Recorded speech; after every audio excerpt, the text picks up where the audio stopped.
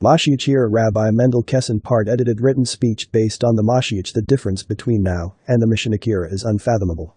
If you think you have an inkling, you are incredibly mistaken. I will tell you one chazal in the Midrash Rabbah at the end of Kahels.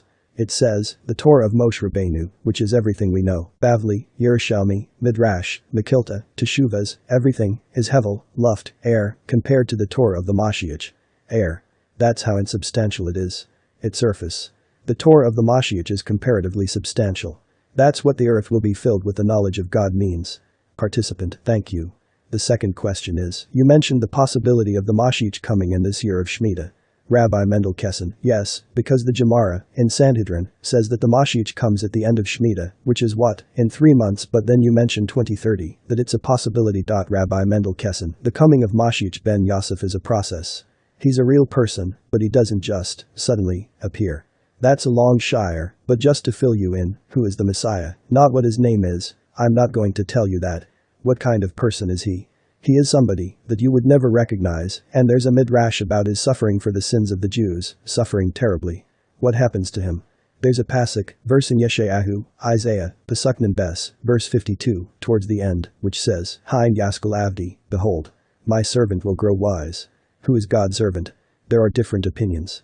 Most people hold it's the Jewish people, but the Targum says it's the Messiah himself. It continues, and he will be exalted, will become exceedingly high, will grow exceedingly. These are 3 expressions of growth. The Midrash asks, why does it refer to Messiah this way? MoShiach starts off as Avdi, my servant in prison, not literally but figuratively. He endures terrible suffering. He's in Golis, exile, just like Moshe Rabbeinu was in Golis for 36 years. When he's released he becomes great.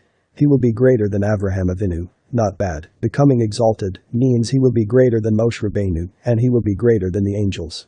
This is a man who lives amongst us, who is going to walk around amongst us. Could you imagine seeing a man that is greater than the angels? It's inconceivable. We cannot imagine someone greater than Avraham Avinu and Moshe Rabbeinu. Forget it. And angels. It means that the MoShiach is the most dangerous man in the universe. Why? If you were to approach this guy, you would drop dead from his kedusha, holiness. It's like Moshe Rabbeinu who, if you recall, wore a mask. You couldn't look at his face. You could not look at the kedusha of Moshe Rabbeinu, same thing. Likewise, you cannot look at the kedusha of the MoShiach. So, when he comes, he's going to kill everybody. Think about that. Fortunately, he starts off at 0, because he's a prisoner, suffering for the sake of the Jewish people. Therefore, he's going to appear as a regular guy, but his potential is inapprehensible. Then he will be released, and he will grow, and, at the same time that he grows, the Jewish people grow with him. That's the incredible thing. And that's what God means by, and I will take you to me. Somehow, God is going to elevate every single Jew to be a formidable Talmid Chacham, scholar, the same as happened by Sinai. This is in order to survive the MoShiach, or else he kills you. Every Jew will grow to a tremendous extent. How that will happen is unknown, but the MoShiach will grow, and we will grow with him, so we can survive. God has to change the Jewish people. God is not going to bring the MoShiach to the Jewish people who are at the 49th level of Tumah, even though he did that by Moshe Rabbeinu. God had to, because their fall into the 50th was imminent. The MoShiach is greater than Avraham Avinu, than Moshe Rabbeinu, and greater than the angel, Gabriel. And MoShiach is a human being. This is what the redemption is. We are looking at a time when we cannot imagine the greatness of every Jew. You won't even be able to recognize yourself.